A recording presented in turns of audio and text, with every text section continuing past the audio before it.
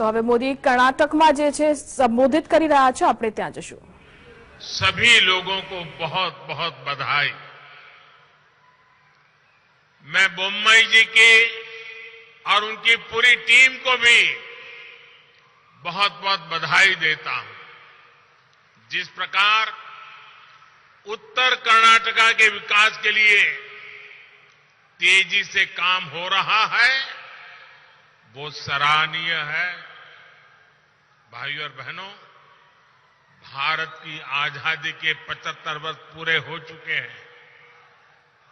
अब देश अगले 25 वर्षों के नए संकल्पों को सिद्ध करने के लिए आगे बढ़ रहा है।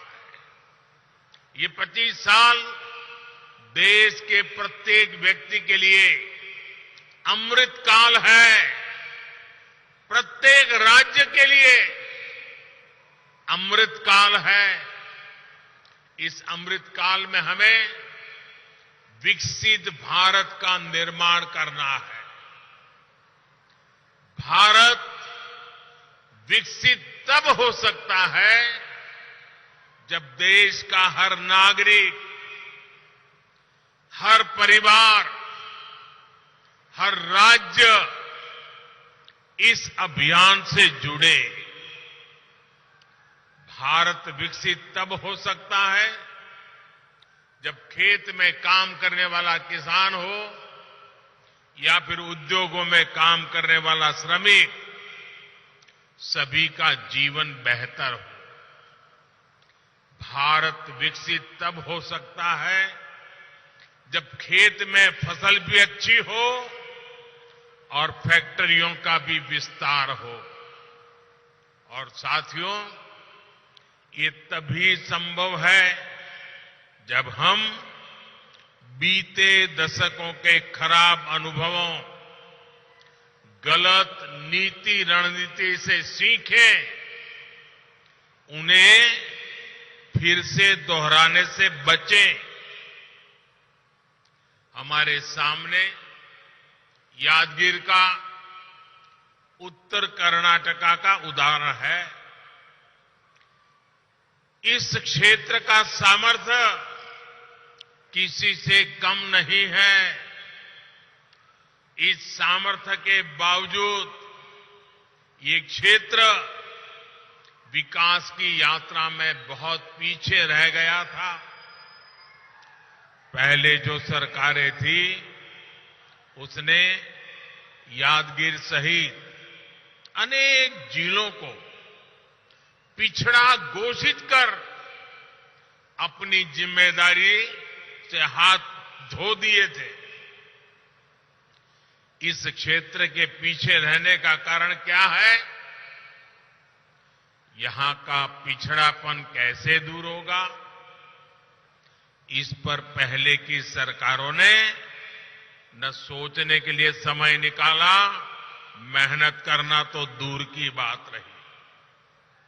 जब सड़क, बिजली और पानी जैसे इंफ्रास्ट्रक्चर पर निवेश करने का समय था, तब उस समय जो दल सरकारों में थे, उन दलों ने वोट बैंक की राजनीति को बढ़ावा दिया। इस जाति, उस मत मजहब का वोट, पक्का वोट कैसे बन जाए, हर योजना, हर कार्यक्रम को इसी दायरे में बांध करके रखा। इसका बहुत बड़ा नुकसान कर्नाटका ने उठाया, इस हमारे पूरे क्षेत्र ने उठाया, आप सब मेरे भाइयों बहनों ने उठाया। साथियों, हमारी सरकार की प्राथमिकता वोट बैंक नहीं है। हमारी प्राथमिकता है विकास, विकास और विकास। 2014 में आप सबने मुझे आशीर्वाद दिए, मुझे एक बहुत बड़ी जिम्मेदारी सौंपी। मैं जानता हूं कि जब तक देश का एक भी जिला विकास के पैमाने पर पीछा रहेगा, तब तक देश विकसित नहीं हो सकता। इसलिए जिनको पहले की सरकार ने पिछड़ा घोषित किया, उन जिलों में हमने विकास की आकांक्षा को प्रोत्साहित किया। हमारी सरकार ने यादगीर सहित देश के 100 से अधिक ऐसे जिलों में आकांक्षी जिला कार्यक्रम शुरू किया। हमने इन जिलों में सुशासन पर बल दिया, गुड गवर्नेंस पर बल दिया, विकास के हर पैमाने पर काम शुरू किया। यादगीर सहित सभी आकांक्षी जिलों को इसका लाभ भी मिला है।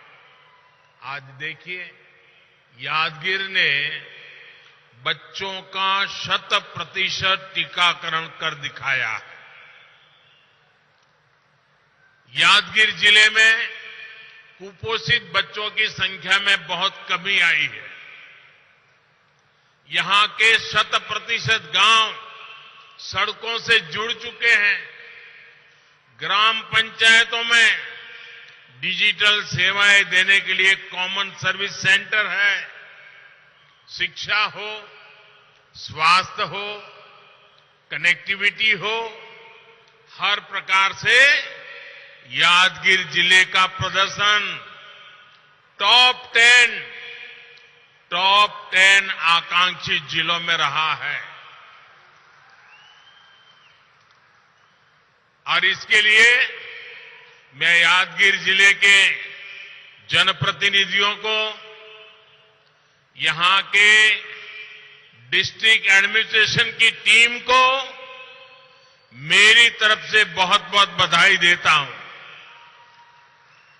आज यादगीर जिले में नए उद्योग आ रहे हैं। केंद्र सरकार ने यहां फार्मा पार्क की स्वीकृति भी दे दी है। भाइयों और बहनों, वाटर सिक्योरिटी एक ऐसा विषय है जो 21वीं सदी के भारत के विकास के लिए बहुत जरूरी है। भारत को विकसित होना है तो border security, coastal security, internal security के तरह ही वाटर सिक्योरिटी से जुड़ी चुनौतियों को भी समाप्त करना ही होगा। डबल इंजन की सरकार सुविधा और संचय की सोच के साथ काम कर रही है। 2014 में जब आपने हमें अवसर दिया, तब 99 ऐसी सिंचाई परियोजनाएं थी जो दशकों से लटकी हुई थी। आज इनमें से 50 के करीब योजनाएं पूरी हो चुकी हैं।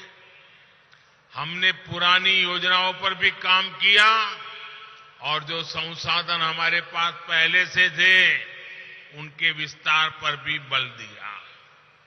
कर्नाटका में भी ऐसे अनेक प्रोजेक्ट्स पर काम चल रहा है। नदियों को जोड़कर सूखा प्रभावित क्षेत्रों तक पानी पहुंचाया जा रहा है। Narayanpura left bank canal system का विकास और विस्तार भी इसी नीति का हिस्सा है। अब जो नया सिस्टम बना है, जो नई तकनीक इसमें जोड़ी गई है, इससे 4.5 लाख हेक्टेयर भूमि सिंचाई के दायरे में आएगी। अब कैनाल के आखिरी छोर तक भी पर्याप्त पानी पर्याप्त समय के लिए आ पाएगा। साथियों, आज देश में पर ड्रॉप मोर क्रॉप पर, माइक्रो इरिगेशन पर अभूतपूर्व बल दिया जा रहा है। बीते 6-7 सालों में 70 लाख हेक्टेयर भूमि को माइक्रो इरिगेशन के दायरे में लाया गया है। कर्नाटका में भी इसको लेकर के बहुत अच्छा काम हुआ है। आज कर्नाटका में माइक्रो इरिगेशन से जुड़े जिन प्रोजेक्ट्स पर काम चल रहा है उससे 5 लाख हेक्टेयर भूमि को लाभ होगा। डबल इंजन सरकार भूजल के स्तर को ऊपर उठाने के लिए भी बड़े स्तर पर काम कर रही है। अटल भूजल योजना हो, अमृत सरोवर अभियान के तहत हर जिले में 75 तालाब बनाने की योजना हो, या फिर कर्नाटका सरकार की अपनी योजनाएं, इससे जल स्तर बनाए रखने में मदद मिलेगी। भाइयों और बहनों, डबल इंजन सरकार कैसे काम कर रही है, इसका बेहतरीन उदाहरण जल जीवन मिशन में भी दिखता है। 3.5 साल पहले जब ये मिशन शुरू हुआ था, तब देश के 18 करोड़ ग्रामीण परिवारों में से सिर्फ 3 करोड़ ग्रामीण परिवारों के पास नल कनेक्शन था। आज देश के लगभग, ये आंकड़ा याद रखना, हम जब सरकार में आए थे तब 3 करोड़ घरों में, आज देश के लगभग 11 करोड़ ग्रामीण परिवारों के घरों में नल से जल आने लगा है।